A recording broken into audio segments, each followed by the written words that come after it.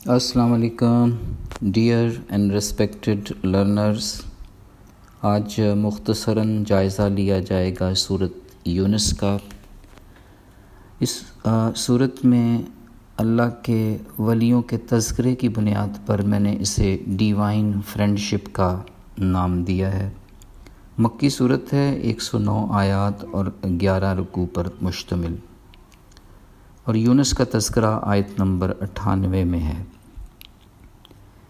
عربی حرف کل کہہ دیجئے 24 بار آیا ہے، جو ایمان کے معاملات پر ہماری توجہ دلاتا ہے. الف لام را کے حروف سے شروع ہونے والی 6 صورتوں میں سے یہ پہلی صورت ہے. اس صورت میں قوم ننوا کا تذکرہ ہے، جنہوں نے حضرت یونس علیہ السلام کی پیروی کی اور عذاب الہی سے بچ گئے. سورت کا آغاز اس فصاحت سے ہو رہا ہے کہ قرآن حکیم بیسیکلی حکمت سے بھری ہوئی ایک کتاب ہے، جس میں دونوں جہانوں کی کامیابی کے تمام احکامات بیان کر دیے گئے ہیں، اور کائنات کی بڑی بڑی نشانیوں کی طرف اشارہ کر کے علم و عرفان کی راہ کھول دی گئی ہے. سچائی کا راز پانے میں it is never too late, اللہ کی رحمتوں کے لیے کوالیفائی کرنا اور عذاب سے بچنا it is never too late, یہ ابتدائی آیات کا خلاصہ ہے. پھر اس صورت میں انسانی فطرت کی خوبصورت توجیہ پیش کی گئی ہے کہ خدا کا انکار اپنی ہی سچی فطرت کا انکار ہے. جب انسان پر مصیبت آتی ہے وہ خدا ہی کی طرف رجوع کرتا ہے، مگر مصیبت ٹل جانے پر خدا کو بھول کر اپنی پرانی ڈگر میں آ جاتا ہے. سچا خدا ایک ہی ہے، اعلیٰ بزرگی اور برتری والا. جھوٹے خداؤں میں تخلیق اور تبلیغ کی کوئی خاصیت نہیں ہوتی. اس صورت میں اس بات کی پرزور تبلیغ کی گئی ہے کہ تمام مخلوقات کو بالآخر رب کی طرف لوٹنا ہے، بالکل ایسے ہی جیسے وہ اسی ذات سے تخلیق ہوئے تھے. سورت میں حضرت نوح علیہ السلام، حضرت یونس علیہ السلام، حضرت موسیٰ علیہ السلام اور فرعون کے واقعات ہمیں رسول پاک صلی اللہ علیہ وسلم کی اطاعت اور اللہ کی عبادت کی طرف مائل کرتے ہیں. پھر سورت یہ بھی خوبصورت وضاحت کرتی ہے کہ بشر میں سے ہی نبی بننا انسانی فطرت اور عقل کے عین مطابق ہے. کسی اور مخلوق سے آیا ہوا نبی انسانی زندگی کے تقاضوں کو شاید پورا نہ کر پاتا. اشرف المخلوق پر کوئی دوسرا نبوت کر بھی کیسے سکتا تھا؟ معاملہ شرعی ہی نہیں بلکہ عقلی بنیادوں پر پروف کیا جا رہا ہے.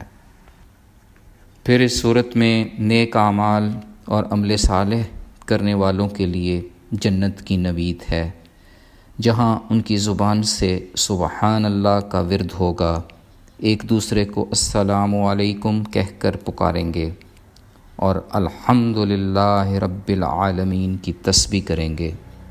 اللہ کی رحمت کا ایک خوبصورت انداز یہ بھی ہے کہ وہ بندوں کی بد دعا جلد قبول نہیں کرتے، تاکہ انسان غصہ میں کوئی اپنا نقصان نہ کر بیٹھے، اپنے کسی پیارے کو بد دعا نہ دے بیٹھے.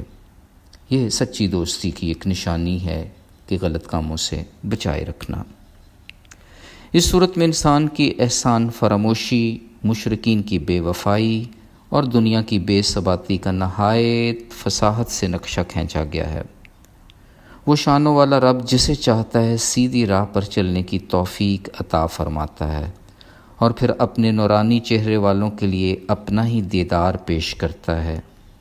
یہ لذت و سرور کی انتہا ہوتی ہے. یہ صورت قرآن پاک کے ایک اور خوبصورت اعجاز کو بھی پیش کرتی ہے کہ یہ کتاب سابقہ تمام کتابوں کی تصدیق کرتی ہے، ان کی ترجمانی کرتی ہے. اپنی نرالی فصاحت و بلاغت سے شک و شکوک کے تمام در بند کر دیتی ہے، تو پھر اس کلام پاک کو نہ ماننا جہالت اور نادانی کی علامت ہوگی۔ ہمیں تسلیم کر لینا چاہیے، بلکہ سر تسلیم خم کر لینا چاہیے کہ قرآن کریم نصیحت و شفا اور ہدایت و رحمت ہے، جو ہمیں صبر و استقلال کی حکم دیتی ہے۔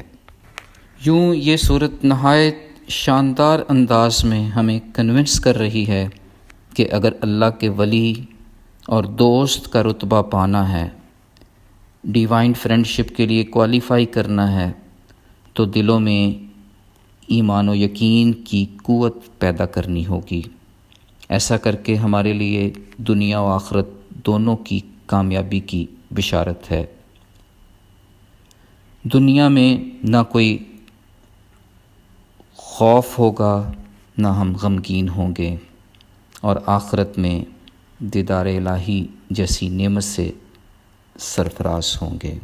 فی امان اللہ، اللہ حافظ۔